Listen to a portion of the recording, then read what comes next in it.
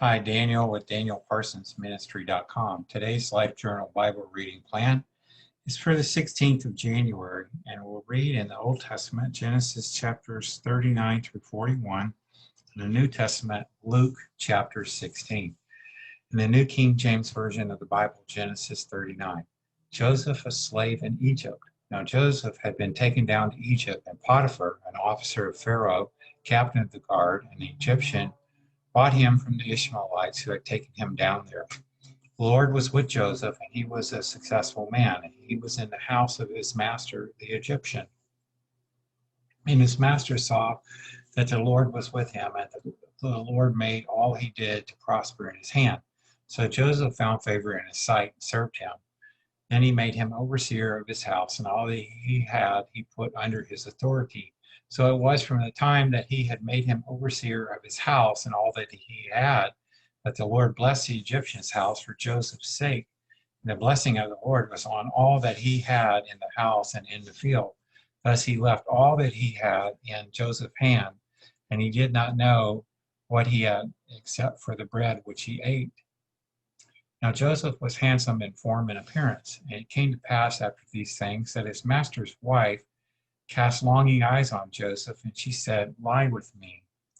But he refused and said to his master's wife, "Look, my master does not know what is with me in the house, and he has committed all that he has to my hand. There is no one greater in this house than I, nor has he kept back anything from me but you, because you are his wife. How then can I do this great wickedness and sin against God?" So it was as she spoke to Joseph day by day that he did not heed her, to lie with her, or to be with her. But it happened about this time, when Joseph went into the house to do his work, and none of the men of the house was inside, that she caught him by his garment, saying, "Lie with me." But he left his garment in her hand and fled and ran outside. And so it was, when she saw that he had left his garment in her hand and fled outside, that she called to the men of her house and spoke to them, saying, "See, he who has brought in to us a Hebrew to mock us, he came in to me to lie with me, and I cried out with a loud voice. And it happened, when he heard that I lifted my voice and cried out, that he left his garment with me and fled and went outside." So she kept his garment with her until his master came home.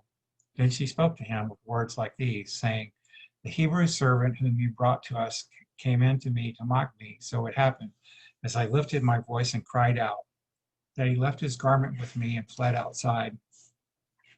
So it was, when his master heard the words which his wife spoke to him, saying, "Your servant did to me after this manner," that his anger was aroused.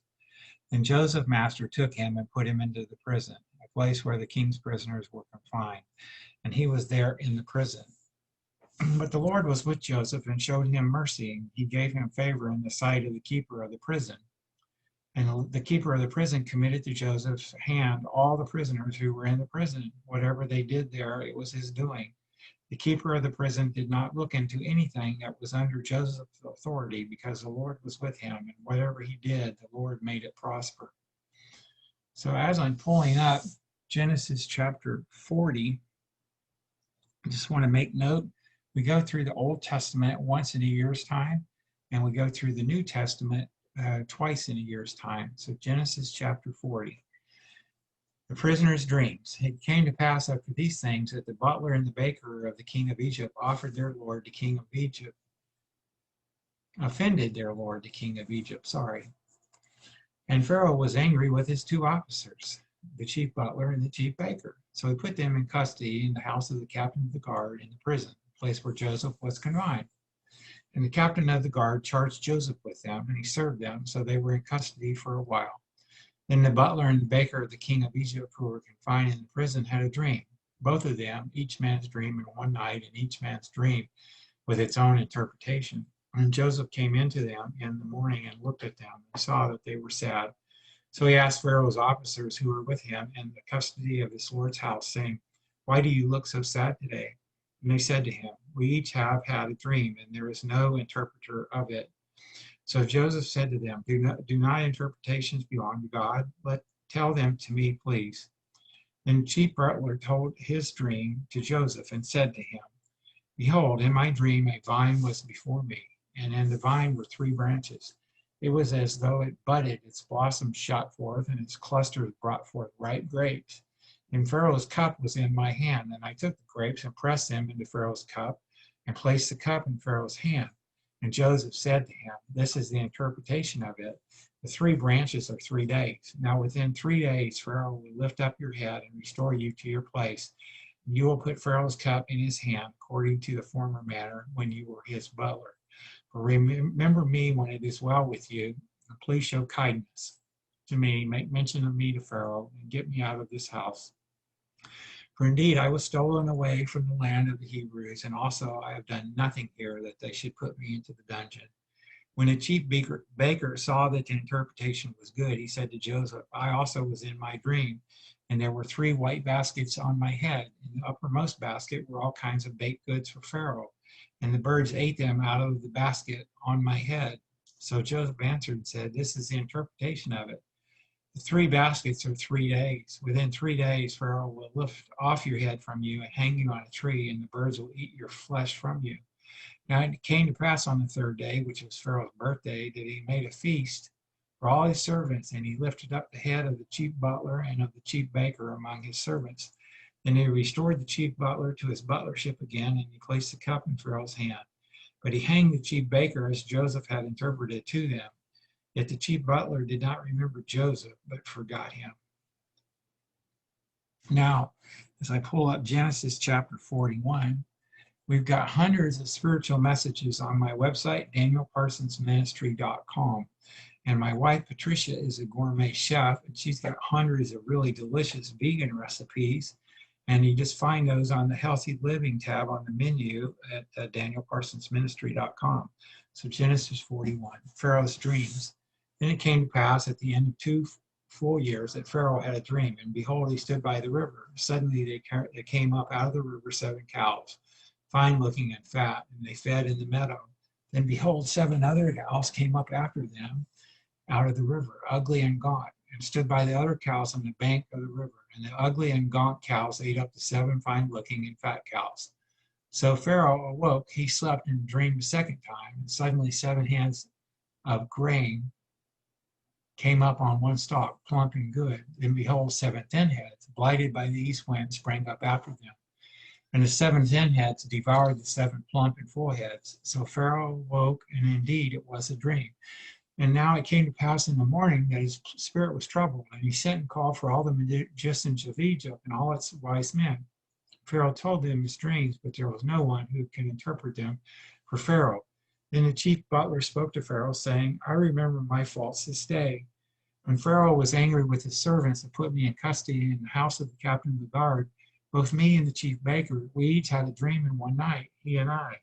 Each of us dreamed according to the interpretation of his own dream. Now there was a young Hebrew man with us there, a servant of the captain of the guard, and we told him, and he interpreted our dreams for us. Each man he interpreted according to his own dream, and it came to pass just as he interpreted for us, so it happened. He restored me to my office, and he hanged him. Then Pharaoh sent and called Joseph, and they brought him quickly out of the dungeon, and he shaved, changed his clothing, and came to Pharaoh. Pharaoh said to Joseph, I've had a dream, and there is no one who can interpret it, but I have heard it said of you that you can understand a dream to interpret it. So Joseph answered Pharaoh, saying, it is not in me. God will give Pharaoh an answer of peace. Then Pharaoh said to Joseph, behold, in my dream I stood on the bank of the river. Suddenly 7 cows came up out of the river, fine looking and fat, and they fed in the meadow. Then behold, 7 other cows came up after them, poor and very ugly and gaunt, such ugliness as I have never seen in all the land of Egypt. And the gaunt and ugly cows ate up the first 7, the fat cows. When they had eaten them up, no one would have known that they had eaten them, for they were just as ugly as at the beginning. So I woke. Also, I saw in my dream, and suddenly 7 heads came up on one stalk, full and good. Then behold, 7 heads withered, thin, and blighted by the east wind sprang up after them, and the thin heads devoured the 7 good heads. So I told this to the magicians, but there was no one who could explain it to me. Then Joseph said to Pharaoh, the dreams of Pharaoh are one.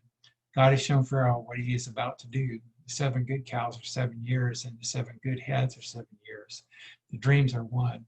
And the 7 thin and ugly cows which came up after them are 7 years, and the 7 empty heads blighted by the east wind are 7 years of famine.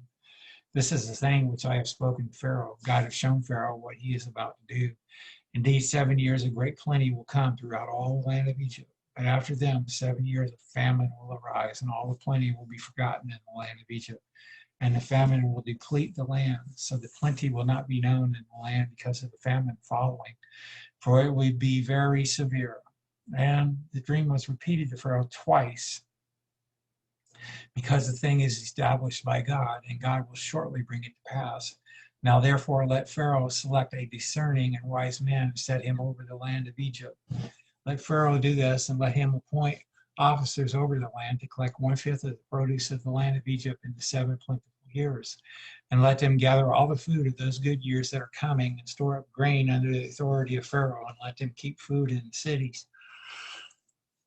Excuse me. Then that food shall be as a reserve for the land for the 7 years of famine, which shall be in the land of Egypt, that the land may not perish during the famine.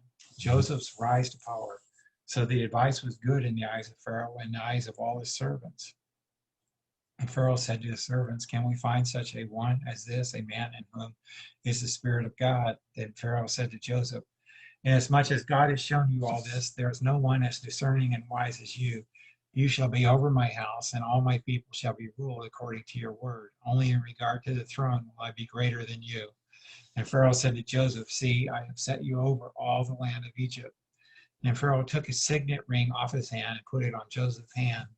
And he clothed him in garments of fine linen and put a gold chain around his neck. And he had him ride in the second chariot which he had. And they cried out before him, bow the knee. So he set him over all the land of Egypt.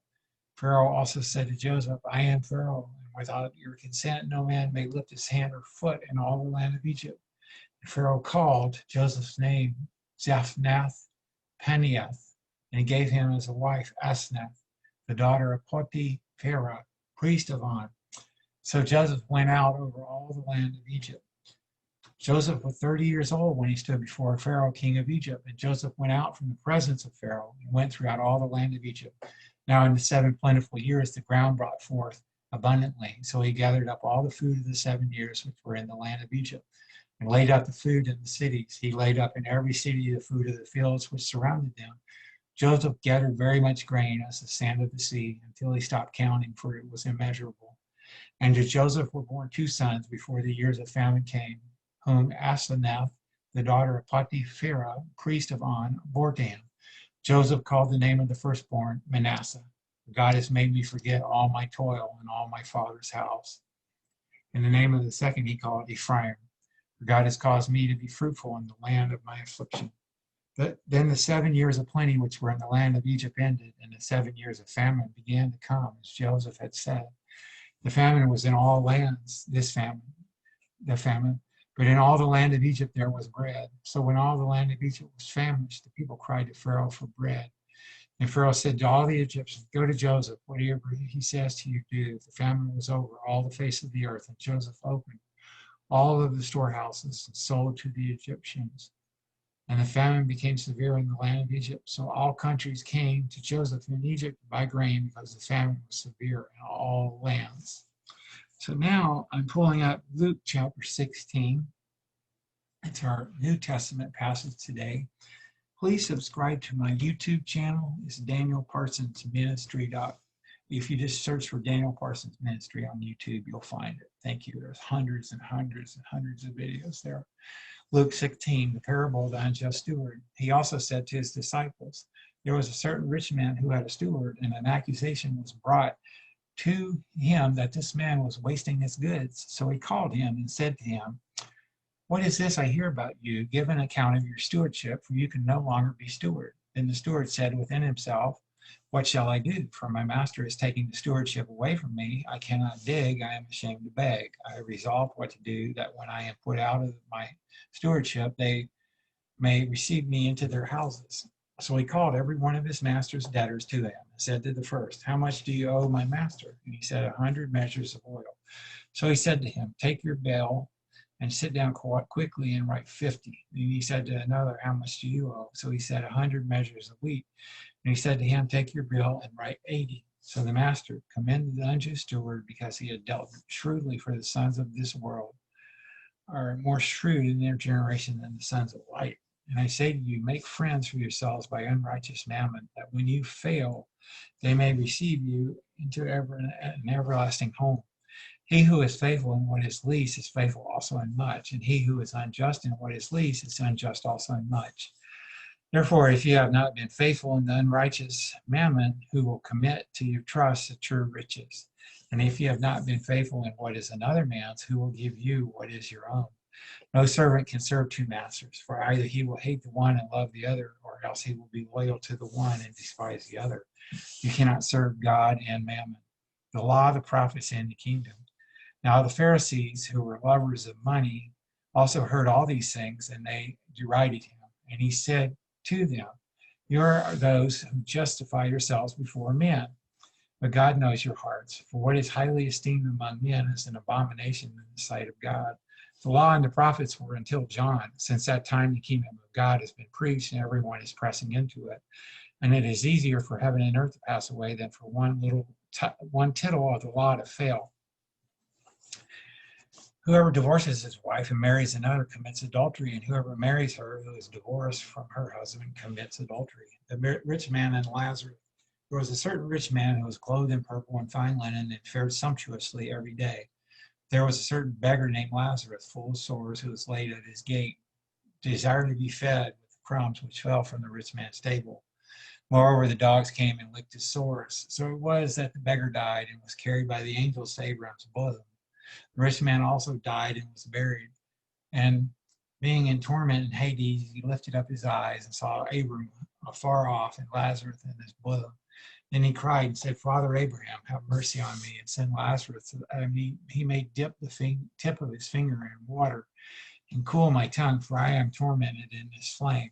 But Abraham said, Son, remember that in your lifetime you received good things, and likewise Lazarus evil things. But now he is comforted and you are tormented.